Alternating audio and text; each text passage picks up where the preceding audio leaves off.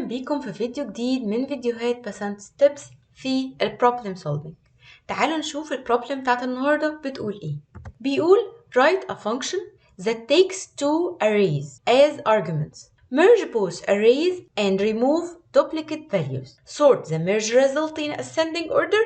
Return the resulting array. اكتب function بتاخد two arrays وبعدين بتمرج التو arrays دول مع بعض، لكن بتمسح الدوبليكيت values، وفي الاخر بتسورت الميرجد result ascending وبتطبع الريزلت النهائي. تعالوا كده نشوف مثال. تعالوا نتخيل ان الفانكشن بتاعتنا اسمها merge arrays وبتاخد array 1 و array 2. array 1 مثلا فيها 2 و6 3 و array 2 فيها 3 4 5. متوقعة ان الريزلت اللي تطلع من الفانكشن دي هي 2 3 4 5 6.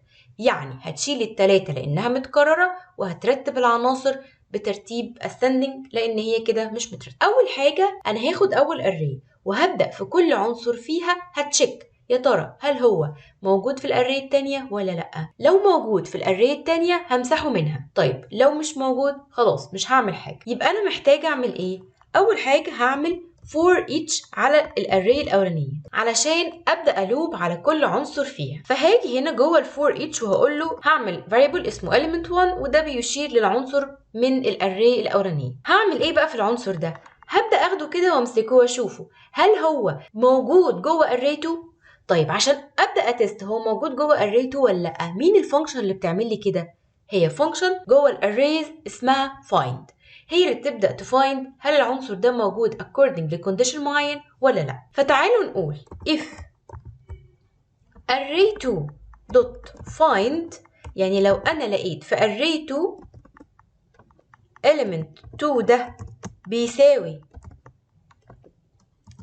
element 1، يعني لو لقيت إن العنصر الأولاني اللي في الاري الأولانية موجود في الاري التانية، يبقى في الحالة دي أنا محتاجة أمسح العنصر دوت من الاري نمبر 2. يبقى أنا بقارن عناصر array نمبر 1 بعناصر array نمبر 2.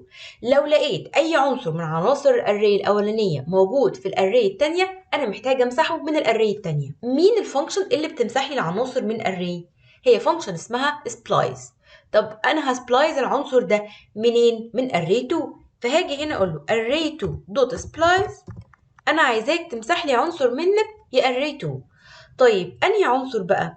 splice محتاجة مني مكان العنصر ده وعدد العناصر اللي أنا محتاجة أمسحها starting from المكان ده. طيب المكان ده اللي هو مين؟ المكان ده هو المكان بتاع العنصر اللي أنا لقيته متشابه ما بين array 1 و array 2. يبقى أنا محتاجة هنا أقول له أنا عايزة يا array 2 الاندكس of أنهي عنصر اللي أنا لقيته فوق، اللي أنا عملته find ولقيته هنا. فهاخد من هنا كده copy وهقول له paste. يبقى أنا عايزة الاندكس بتاع العنصر اللي أنا لقيته متشابه مع الاري الأولانية. يبقى كده أنا جبت الاندكس of المكان اللي أنا عايزة أمسحه. طب وعدد الاليمنتس اللي عايزة أمسحها هو واحد بس. يبقى أنا هنا بعمل إيه؟ بقول له أول حاجة تشيك كده هل في أي عنصر من array 1 موجود في array 2.